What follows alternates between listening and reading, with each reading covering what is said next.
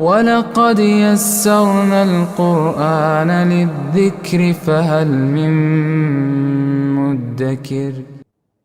آیت نمبر 7 ہے ہم الذین یقولون لا تنفقوا علی من عند رسول اللہ حتی ینفضوا وللہ خزائن السماوات والارض ولکن المنافقین لا یفقہون۔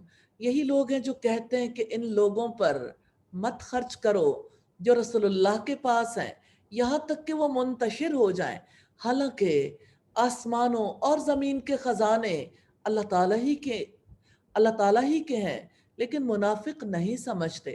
منافق رسول اللہ صلی اللہ علیہ وسلم کے رفقا پر خرچ کرنے سے اعراض کرتے ہیں۔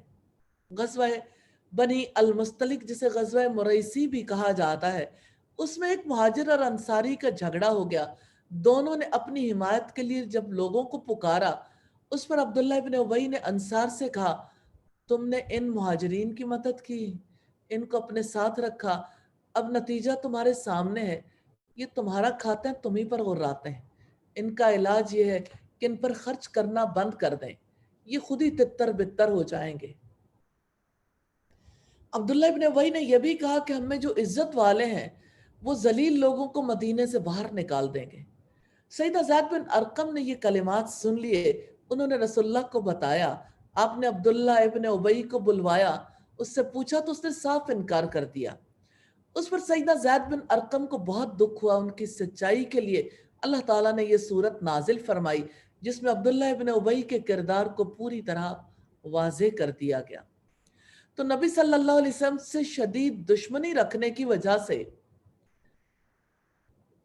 وہ یہ کہتے تھے کہ ان پر مال خرچ کرنا بند کر دو، خود ہی منتشر ہو جائیں گے۔ اور جانتے ہیں کن پر مال خرچ کرنے سے روکا تھا؟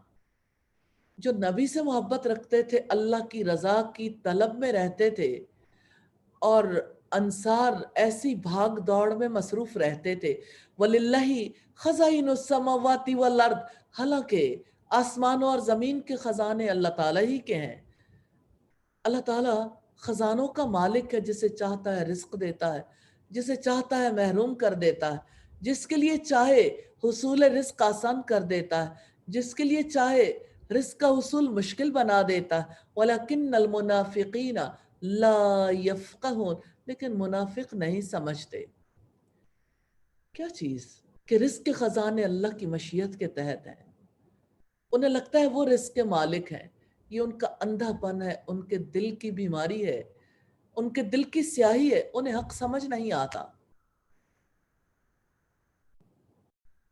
تو منافقوں کو یہ بات سمجھ نہیں آتی، انہیں لگتا ہے اگر انصار سے تعاون نہیں کریں گے بھوکوں مر جائیں گے۔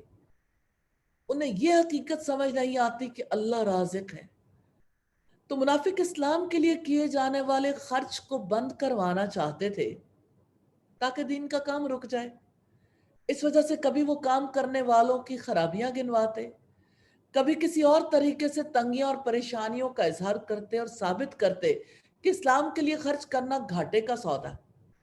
اس لیے ایک چیز پر وہ اکا کروانا چاہتے تھے کہ اسلام کے لیے کیے جانے والے خرچ کو بند کر دو۔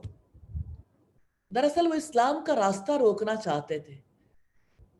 تو اللہ تعالیٰ نے یہ بتایا کہ اللہ تعالیٰ کی ملکیت میں کل خزانے ہیں، رزق اللہ تعالیٰ کے ہاتھ میں ہے، اس کا اختیار ہے، وہ فیصلے کر سکتا ہے کس کو دے اور کس سے روک لے۔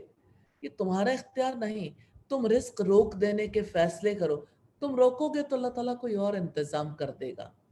كتاب أنزلناه إليك لتخرج الناس من الظلمات إلى النور بإذن ربهم